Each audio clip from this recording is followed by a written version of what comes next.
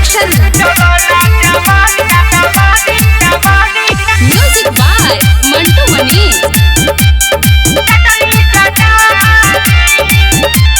दाल भात खइब कि बैगन पका दी चलो ना जवानी के चटनी चाटा दी। दाल भात खइब कि बैगन पका दी चलो ना जवानी के चटनी चाटा दी। आवो ना मुँह में तोहरा छुआ दी आवो ना मुँह में तोहरा छुआ दी पलंग पर खइब कि भुइया छुआ दी।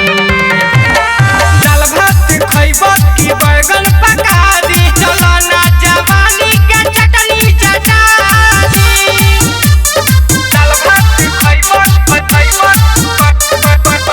पका दी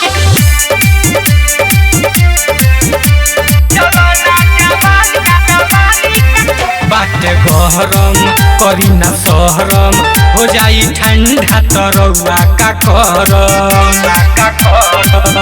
बाटे गरम करी ना सहरम हो जाई ठंडा तरौआ का करम। मन बात बोली ना पर्दा हटा दी भरी ना पेट राउर केतनो खाटा दी। दाल भात खइब कि बैगन पका दी चलो ना जवानी के चटनी चाटा दी। दाल भात खइब कि बैगन पका दी चलो ना जवानी के चटनी चाटा दी। दाल भात खइब बैगन पका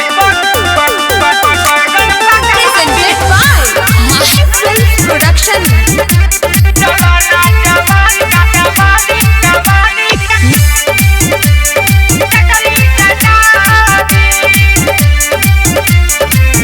माही राजा ले ली दही चाही करौआ हाली हाली कही रिपु मीठू ले ली दही चाही करौआ औरी हाली हाली कही भोली ना हाथ चली गहरा कुआ दी कि मुकेश मुश्किला के सारा खिया दी। दाल भात खइब कि बैगन पका दी चलो ना जवानी के चटनी चाटा दी।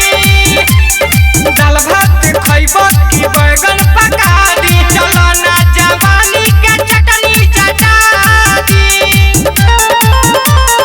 आवो ना मुँह में तोहरा छुआ दी आवो ना मुँह में तोहरा छुआ दी पलंग पर खइब कि भुइया छुआ दी।